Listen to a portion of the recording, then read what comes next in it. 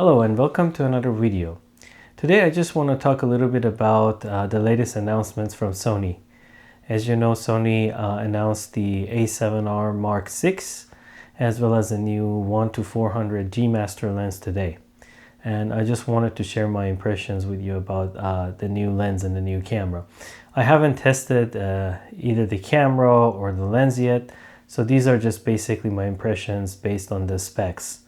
Of course, I will reserve my final judgment until I test both the camera and the lens in the field, because sometimes a camera is more than what its paper spec implies, and sometimes it's actually not as good as it appears to be. It has one or two hidden issues or drawbacks in there that spoils the whole experience. So it's really hard to make a final judgment based on the specs, paper specs of something, but it's a good starting point to start the discussion. I want to talk about the camera first. Here I have the predecessor to the A7R Mark VI, which is the A7R Mark V.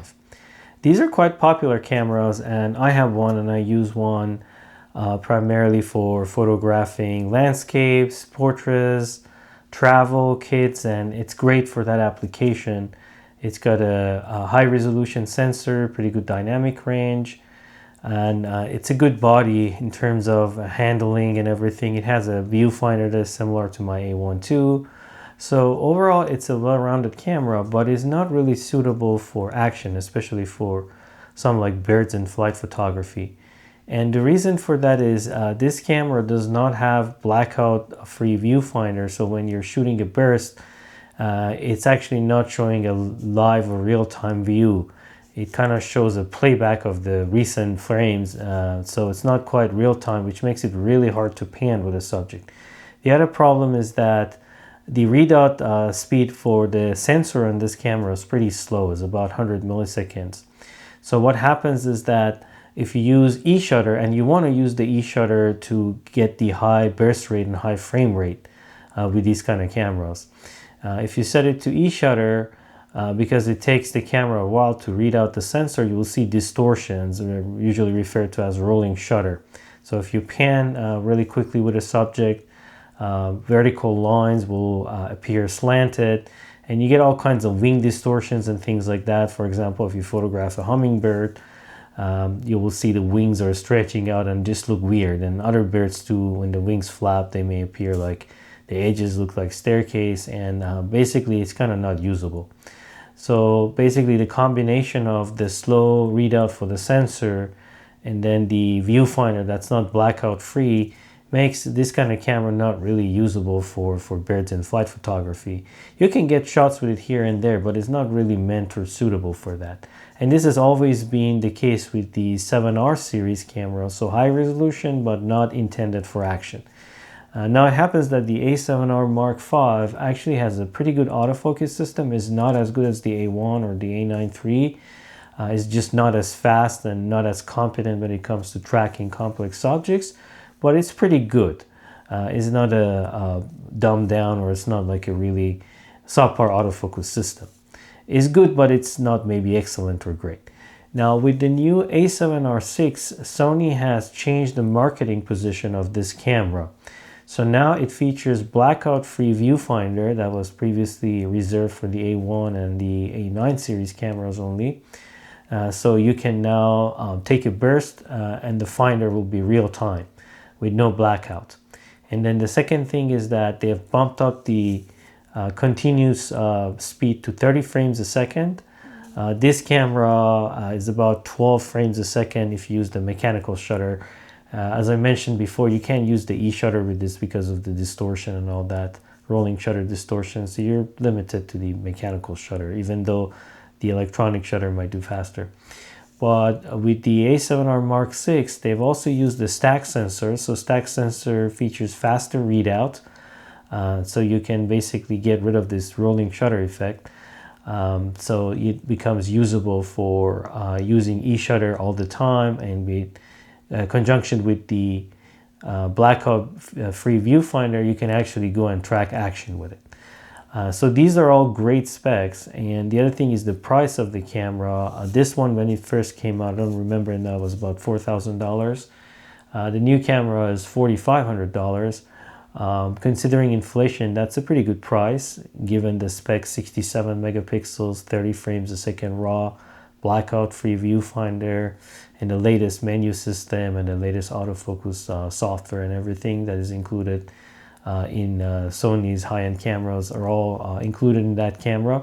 And it also has a new battery, higher capacity battery, which is a good thing. So given all of these improvements, the price seems to be great, and the market positioning has been bumped up significantly compared to the previous R series.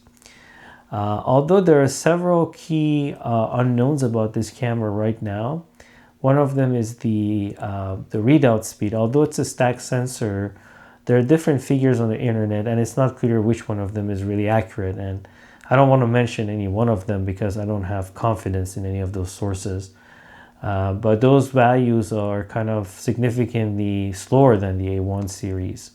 And what that means is that in certain situations, if you're panning at 1200 millimeters, you will still see some distortions in the background. Or if you're photographing hummingbirds or some birds that flap really fast, you may still see some distortions there.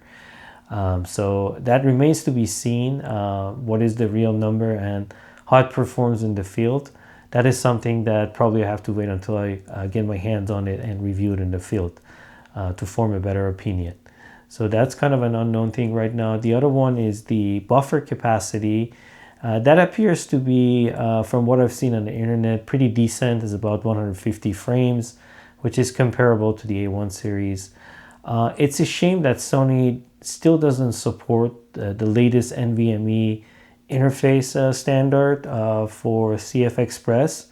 They have to use Gen 4 at least at this point in time to take advantage of the much faster card write speeds to clear the buffer faster, but for some reason they don't. They're stuck in the dark ages in terms of that. So unfortunately, the new camera doesn't really support the new NVMe interface, something that I would love to have seen with the new generation, but that's not the case. Nevertheless, 150 frames gives you about 5 seconds at 30 frames a second, so it's probably similar to the A1 too. It's adequate. There are cases where you have to be careful with it, but it's adequate. The other improvement or difference is viewfinder. Apparently the viewfinder supports HDR, so the brightness is going to be higher than the other cameras. Now with the A1 Mark II series, you can adjust the frame rate or the refresh rate between 60 Hz, 120 and 240 Hz. And when you bump up the frame rate, the resolution drops with each bump. So at 120 Hz, you're not using all the 3 megapixels. It's rendering fewer pixels. For the A7R Mark VI, it doesn't say whether it's rendering all the pixels or not, but that is something that I have to verify as well. So that could be a good improvement, because if you look at, for example, A1 II, at 60 Hz, the finder looks really, really crisp and high resolution, but when you go to 120 Hz, which is needed if you want to pan with a long lens like a 600, 800, 1200 millimeters, you have to use 120 Hz or faster, and the resolution drops.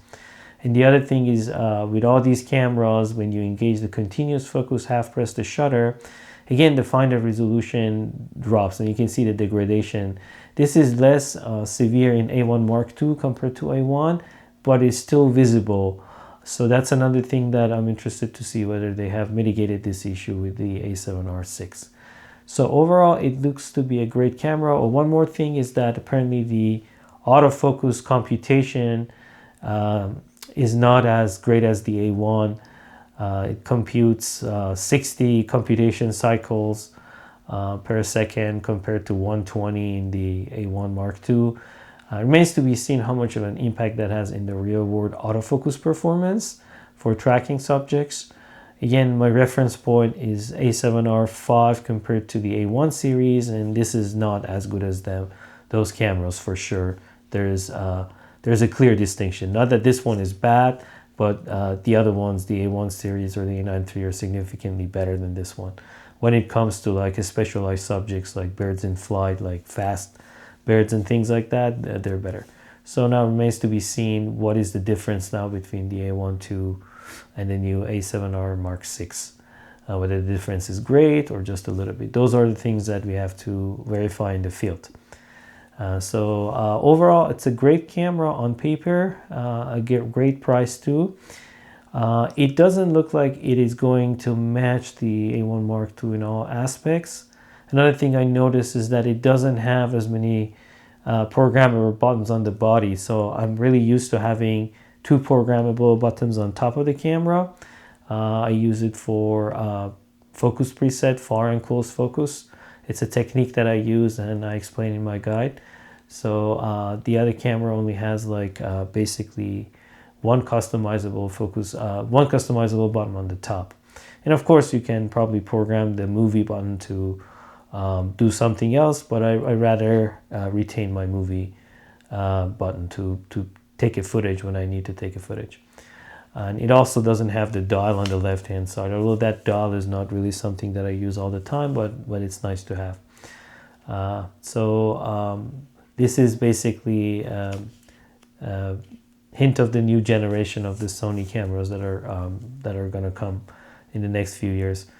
So when I get my hands on the camera, I will test it out in the field and I will review it. I don't like to rave about a new camera just because it's a new product and exciting and all that. And I don't do any sponsored reviews or anything like that. So I wait until I can get my own camera and I review it in the field and put it through its paces to see whether it's really capable of what it claims or not. So stay tuned for that.